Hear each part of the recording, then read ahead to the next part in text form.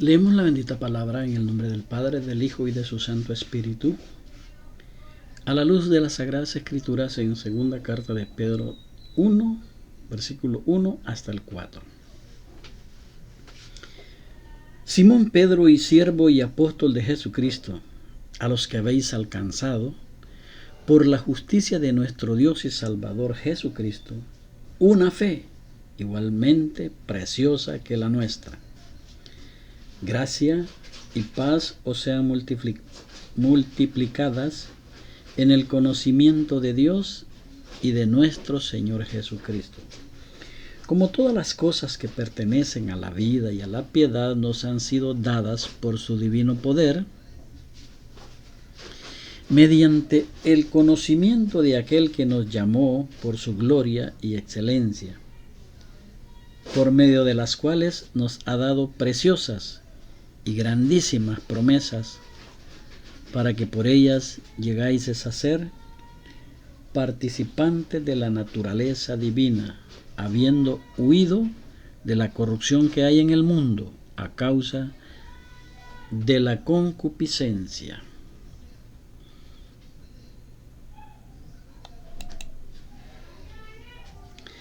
En la segunda carta de Pedro, capítulo 1, del 1 hasta el 4, hemos encontrado el don del conocimiento de Dios y de nuestro Señor Jesucristo, que es por medio de la fe, o que tiene que ser por medio de la fe. La palabra clave en la segunda carta de Pedro es el conocimiento de Dios y de nuestro Señor Jesucristo.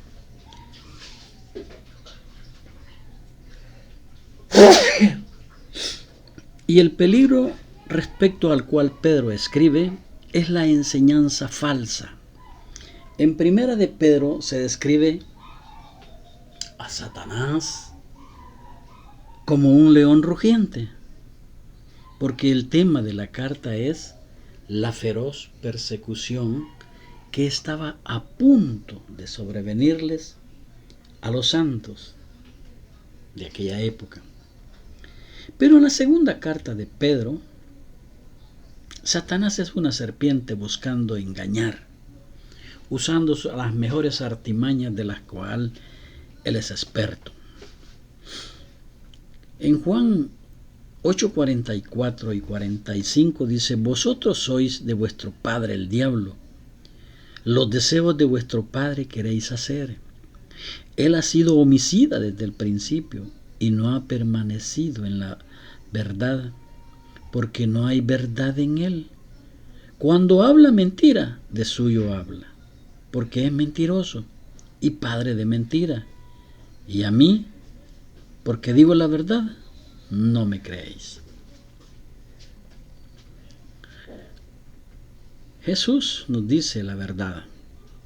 La enseñanza falsa dentro de la iglesia es mucho más peligrosa que la persecución externa, porque veamos qué nos dice el libro de los Hechos, capítulo 20, del 28 al 32. Por tanto, mirad por vosotros y por todo el rebaño en que el Espíritu Santo os ha puesto por obispos, para apacentar la iglesia del Señor, la cual él ganó por su propia sangre. Porque yo sé que después de mi partida entrarán en medio de vosotros lobos rapaces que no perdonarán al rebaño. Y de vosotros mismos se levantarán hombres que hablen cosas perversas para arrastrar tras sí a los discípulos. Por tanto, velad, acordándoos que por 3 años de noche y de día no he cesado de amonestar con lágrimas a cada uno.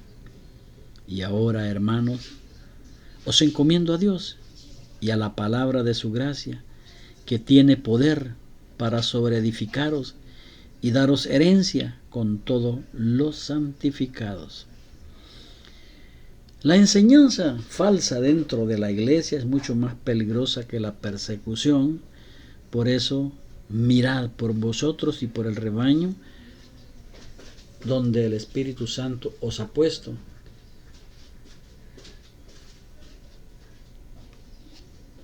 Si no os ha puesto el Espíritu, pues entonces sois falsos. La persecución siempre ha limpiado y fortalecido a la iglesia. La enseñanza falsa la debilita y arruina su testimonio también.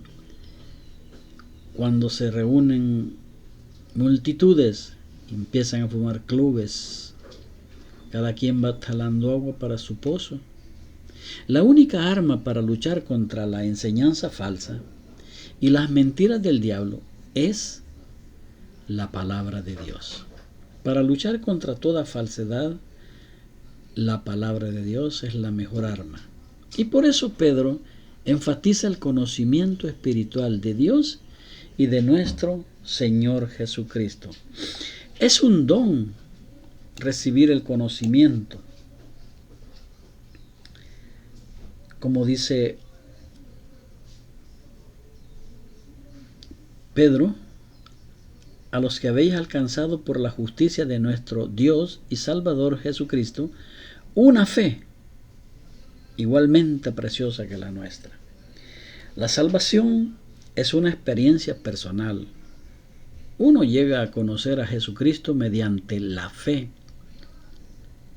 Fíjese bien que la definición que Cristo da de la salvación en Juan 17:3 dice: y esta es la vida eterna, que te conozcan a ti, el único Dios verdadero, y a Jesucristo, a quien has enviado. Por eso dice, el conocimiento debe ser de Dios el Padre y de Jesucristo, a quien Él ha enviado. No es suficiente conocer acerca de Cristo o sobre Cristo. Debemos conocerle personalmente a Él. Señor, heme aquí. En Filipenses 3:10 nos dice, a fin de conocerle, a nuestro Señor Jesucristo, y conocer también, con fin de conocerle, y el poder de su resurrección, y la participación de sus padecimientos, llegando a ser semejantes a Él en su muerte. No importa, siempre vamos a morir. Y morir por Cristo sería un honor. Cuando ponemos nuestra fe en Él, nos da su justicia. Cuando nosotros ponemos nuestra fe en Jesucristo, Él nos da su justicia. Segunda de Corintios 5:21 nos dice, al que no conoció pecado por nosotros, lo hizo pecado Dios, para que nosotros fuésemos hechos justicia de Dios en Jesucristo, en Él, en Jesucristo. Y llega a ser nuestro Salvador para que nosotros fuésemos hechos justicia de Dios en Él. Cuando somos hechos justicia de Dios en Él, llega a ser nuestro Salvador. Es una experiencia personal en la que usted debe de conocer y sentir la presencia de Jesucristo y de Dios el Padre. En esta carta, Pedro enfatiza la palabra de Dios. Dios nos ha dado su palabra. Esta fe preciosa y las preciosas promesas de Dios para poder vivir en santidad, para vivir una vida en Cristo. Al escribir estas palabras, el apóstol Pedro debe haber pensado en su testimonio cuando él era rebelde al Señor Jesucristo. O cuando él, allá en el libro de Juan 6:68, responde Pedro. Le respondió Simón Pedro, Señor, ¿a quién iremos? Tú tienes palabras de vida eterna. Aquel apóstol soberbio, rebelde, había recibido tanta revelación de parte de Dios el Padre, Por eso aquí ya es transformado y cambia. ¿A quién iremos? Tú tienes palabras de vida eterna. O sea, Dios lo envió para eso, para que vayamos a Él y recibamos las palabras de vida eterna. Señor, lo mismo podemos decirle hoy, Señor, ¿a quién iremos? Tú tienes palabras de vida eterna. En la Biblia tenemos todo lo que necesitamos para la vida y la piedad, a pesar de que los escritos de los maestros y predicadores pueden ayudarnos a comprender mejor la Biblia. Solo la Biblia puede impartir vida a nuestras almas. Solo en Él hay palabras de vida eterna que están ahí en la Biblia. Palabras de vida eterna para nuestras almas, ya sea en la situación o condición en que se encuentre, angustia, de amor o de cualquier cosa. Fíjese que la definición de un cristiano en el versículo 1 al 4 de la segunda carta de Pedro dice: por medio de las cuales nos ha dado preciosas y grandísimas promesas.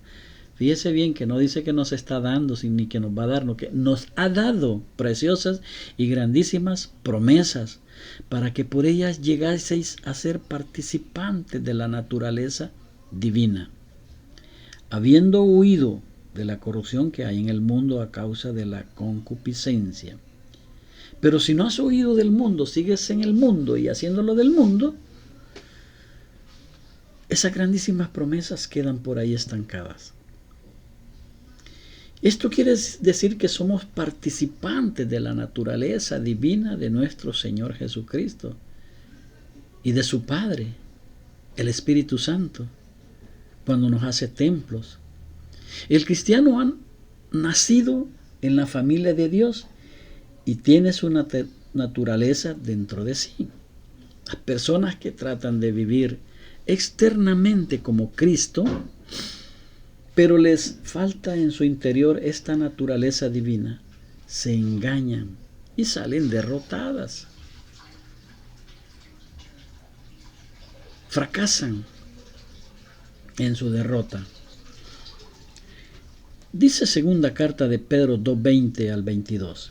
Ciertamente, si habiéndose ellos escapado de las contaminaciones del mundo por el conocimiento del Señor y Salvador Jesucristo, enredándose otra vez en ellas son vencidos, su postrer estado viene a ser peor que el primero. Cuando sin desconocimiento te revuelcas no hay problema, pero cuando ya conoces sí hay problema. Porque mejor les hubiese sido no haber conocido el camino de la justicia, que después de haberlo conocido, volverse atrás del santo mandamiento que les fue dado. Pero les ha acontecido lo del verdadero proverbio: el perro vuelve a su vómito y la puerca lavada a revolcarse en el cieno, en el lodazal. Se engañan y salen derrotados, dice, y contrastamos 2 Pedro 2, del 20 al 22, donde hallamos una descripción de los cristianos falsos o mediocres. Dice que estos han escapado de la contaminación del mundo, pero no han escapado de su corrupción. O sea, se han lavado por fuera, pero su interior no ha cambiado, sigue entenebrecido, oscuro, lleno de cieno. 2. Tienen un conocimiento mental de Cristo y no una fe de corazón puro. Hablan con una habilidad, pero no tienen una fe en el corazón, una fe que lo lleve a Cristo. Simplemente lo conocen por la letra superficial. No son verdaderamente salvos, porque vuelven a la vida vieja después de profesar la fe por un tiempo. Luego la fe se vuelve a apagar. Estos falsos cristianos son perros y puercos que han sido lavados, o sea, reformados, pero no se transformaron, pero que nunca han recibido la nueva naturaleza en Cristo. Entonces,